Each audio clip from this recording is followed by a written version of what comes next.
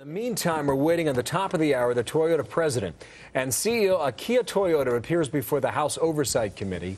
It's been rough going so far for some of the company executives, trying to apologize for past and current safety issues and explain exactly what went wrong, which has been tricky this year. We have looked into the electronics, and based on the testing that we've done in Japan and now Exponent, that you saw the initial response from their testing, we continue to test the NHTSA in Japan, as well as now what Exponent is doing, and we have not found a malfunction. It doesn't mean that we stop.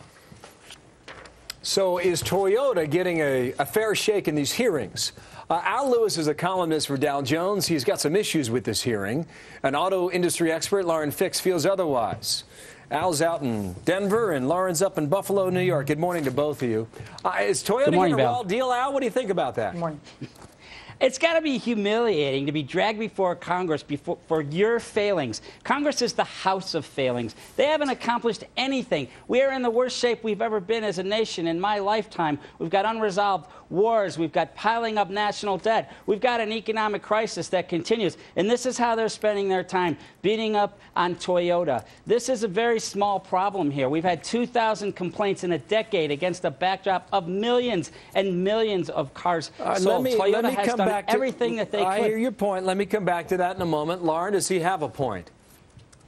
Well, sure, we've got a lot of problems in government. There's no question about that. But what we do have is a safety problem that's affecting consumers, affecting voters, and that's where they're starting to see that we've got to do something. When you've got two ex-NHTSA employees convincing the government that floor mats are the problem for unintended acceleration, which is absolutely absurd and at best, and you're talking about all these complaints, and Toyota's got 3 times more deaths with this unintended acceleration than any other manufacturer combined. We've got a problem here. When they're saying 70% of the cars that have unintended acceleration aren't even listed on any of these recalls, I'm concerned. People are concerned. I'm getting tons of emails of people that are concerned. This has to be addressed, and it's not a witch hunt out on Toyota. Al's point is that, correct me if I'm wrong, Al, I'll go ahead and let you take the stage on this, is that there are other recalls that have been carried out in the past that have not led to incidents like these. However, I mean, what do you do? Do you give Toyota a pass? I mean, you have to address it somehow, don't you?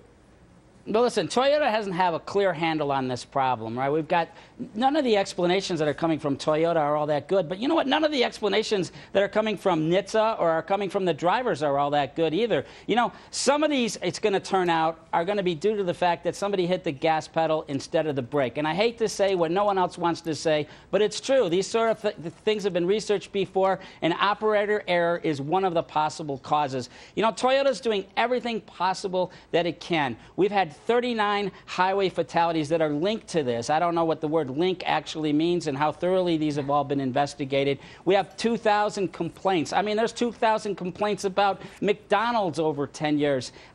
This whole thing has blown horribly out of proportion. We're going to have Mr. Toyota just getting beat and whipped today by a bunch of congressmen who can't really solve any problems, so all they can do is really yell at a guy. And, you know, we've seen what happens to executives when they go before Congress in the past. Nothing. They just get humiliated for a day, and life moves on. Congress and NHTSA and our government isn't fit to solve this problem. Have we lost our sense of proportion on this story? No, we haven't. I mean, we have 125 engineers on the NHTSA side that dropped the ball and didn't do their job when they were told well more than 6 months ago, almost 10 years ago, that there were problems with unintended acceleration. So you're going to look at what the government's position is on this. The Secretary of Transportation's job is to protect consumers. And, of course, they can't protect everyone, and there are unintended accelerations, and there are people that do stupid things on the roads every day. We all see it. But what we do have a problem is when a manufacturer makes a mistake, they have to own up to it, and it's up to them to either make the recall or go through the 3-step process that NHTSA has put in place. And in this case, it didn't happen. So that's why they're doing this committee. Now, why they're being also nice and organized and attacking in the way they are is because it's an election year, and no one wants to look like a fool, especially after that last poll you just showed on Rasmussen. If they're down as far as with the consumers looking at them, they want to make the consumer happy. But on a brighter note for you as the consumer, you need a safer car. We will see where this goes at the top of the hour and where today's hearing leads us. By the way, NHTSA is the national agency that's run by the government that's supposed to figure this stuff out initially.